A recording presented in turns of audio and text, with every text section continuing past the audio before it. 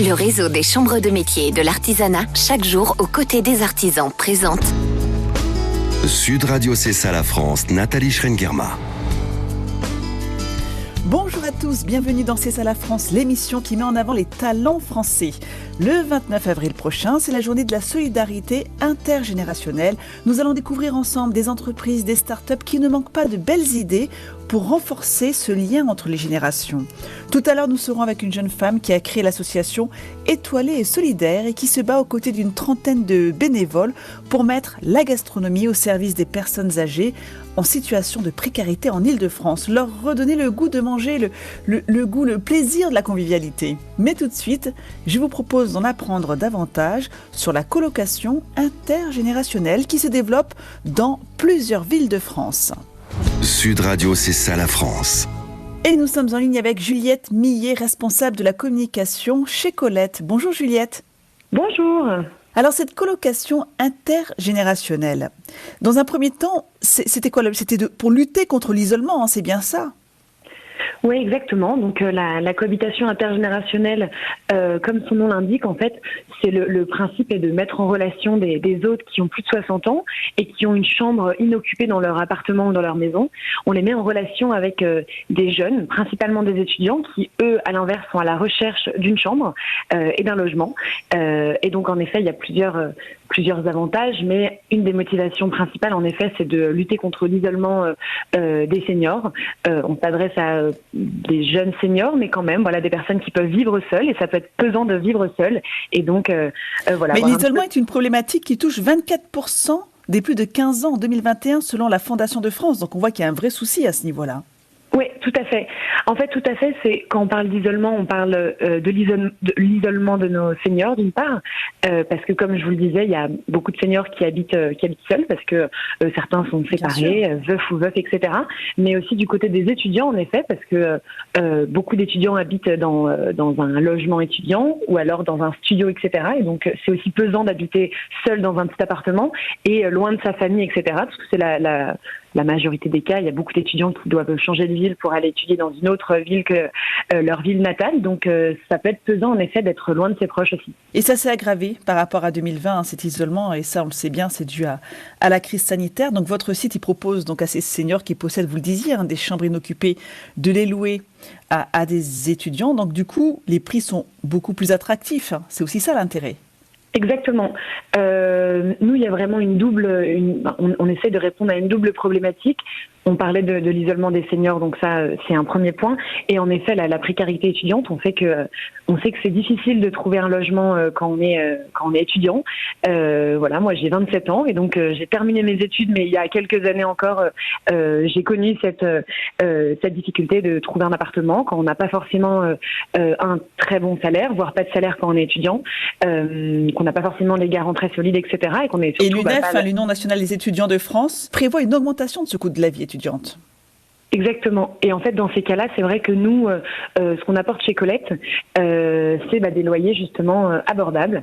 Et en plus de ce loyer abordable, donc de la somme qui est quand même bien moindre que la location d'un appartement dit classique, c'est pas seulement en fait une petite superficie, c'est qu'en fait on permet à tous nos étudiants d'accéder à un grand appartement, souvent placé en plein centre-ville, un appartement familial, puisque souvent, dans la plupart des cas, en fait, c'est un appartement qui a une chambre libre, et donc ça a été la chambre d'un des enfants de l'hôte. Et donc souvent c'est des grands appartements spacieux, familial, et en fait on se dit que ces étudiants sont là pour étudier, donc nous on veut leur proposer le meilleur cadre possible pour étudier et être au calme pour étudier dans les meilleures conditions. D'être bien situés. À côté de ça, ils peuvent rendre aussi des services aux personnes les plus âgées, hein, aller faire les courses avec elles ou bien pour elles. Donc est-ce qu'il y a parfois des liens, des vrais liens qui se créent justement entre cette colocation un peu inhabituelle? Oui, tout à fait. Alors nous, sur la partie service à rendre, en fait, chez Colette, ça fonctionne vraiment comme comme une colocation en fait, juste entre deux personnes de deux générations différentes, mais il n'y a pas de service obligatoire à rendre. On dit vraiment que c'est comme dans une colocation classique, c'est-à-dire si je sors du métro et que je passe devant une boulangerie, évidemment que je vais acheter une baguette de pain, je peux rendre des petits coups de main au quotidien, mais c'est pas vraiment on veut pas qu'il y ait un poids supplémentaire sur les épaules de l'étudiant. Mais en effet, c'est plein de petits, c'est du bon sens, c'est du bien vivre quoi. Et donc en effet, c'est partager un dîner, c'est changer une ampoule, c'est donner 2-3 petits conseils informatiques de la part du jeune pour à l'autre avec qui il habite. Et du coup, c'est vrai que de partager tous ces moments au quotidien et de partager en fait une vie ensemble, ça fait qu'en effet il y a de vrais liens qui se créent.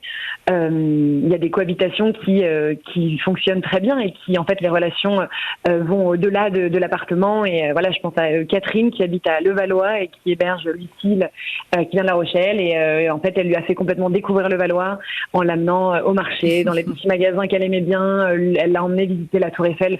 Et en fait on se rend compte que il y a plein de souvenirs qui se créent entre nos cohabitants et ça c'est assez important. Et on voit qu'il y a un vrai il y a un vrai apport en fait du côté de l'autre, parce que c'est vrai que ça peut être pesant de vivre seul.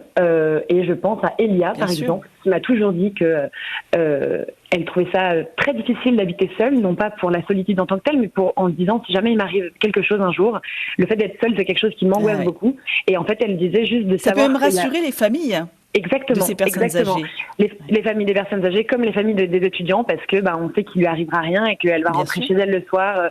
Là, en l'occurrence, que je parlais de Clara qui est chez Elia, et voilà, en fait, des deux côtés, c'est super rassurant sans avoir forcément à se parler en continu. C'est après le niveau d'échange et d'interaction se fait de manière tout à fait spontanée, mais comme dans une colocation, vous le disiez, ça peut bien se passer comme moins bien se passer, comme dans toute colocation.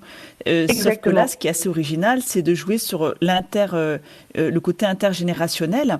C'est vrai que le jeune accepte peut-être les règles du jeu, il ne va pas faire la fête de la même manière s'il est en colocation avec une personne plus âgée, mais il y a aussi d'autres avantages, comme vous l'avez dit. Est-ce qu'on peut dire que finalement, cette solution, elle est très actuelle, avec cette volonté de plus en plus de personnes âgées de vieillir chez elles ? Exactement. C'est vrai qu'on sait que beaucoup de Français et de seniors qui ont été interrogés dans de nombreuses études, disaient que c'est très important pour eux de vieillir à domicile et entouré, parce que c'est quelque chose d'important de ne pas quitter l'appartement dans lequel on a grandi, vécu et voire même commencé à vieillir. Exactement. Et je sais que Johanna, qui est une de nos hôtes, qui a 87 ans, qui habite dans le 12e à Paris, elle racontait que justement, elle, en fait, son mari était décédé et qu'elle se voyait absolument pas aller en maison de retraite, aller en EHPAD, etc. Parce que déjà, elle a toute sa tête. Et qu'en fait, elle disait que dans cet appartement, elle retrouve tous les souvenirs qu'elle a avec son mari et que, en fait, c'est un appartement qui est rempli de souvenirs, d'émotions, etc. et qu'elle se voyait vraiment pas le quitter. C'était un déchirement pour elle. Et qu'en fait, du coup, en hébergeant Aloïs, qui est un jeune étudiant qu'elle héberge, justement, elle s'y retrouve parce qu'elle peut rester dans cet appartement, elle peut rester avec ses souvenirs et dans cette situation qui est très, qui est rassurante, c'est quelque chose qu'on connaît, et en même temps faire profiter quelqu'un d'autre et ne pas être seule. Voilà, et c'est un complément de revenus aussi. Parfois, vous le disiez, un peu d'aide au quotidien. Et voilà, et puis une certaine cure de jouvence au contact de tous ces jeunes. Votre start-up, Colette, connaît un certain succès depuis sa création en 2020. C'est quoi la prochaine grande étape ? Parce que là, on parle beaucoup de l'Île-de-France, parce que c'est là où Colette a été développée dans un premier temps. Le prochain grand défi ?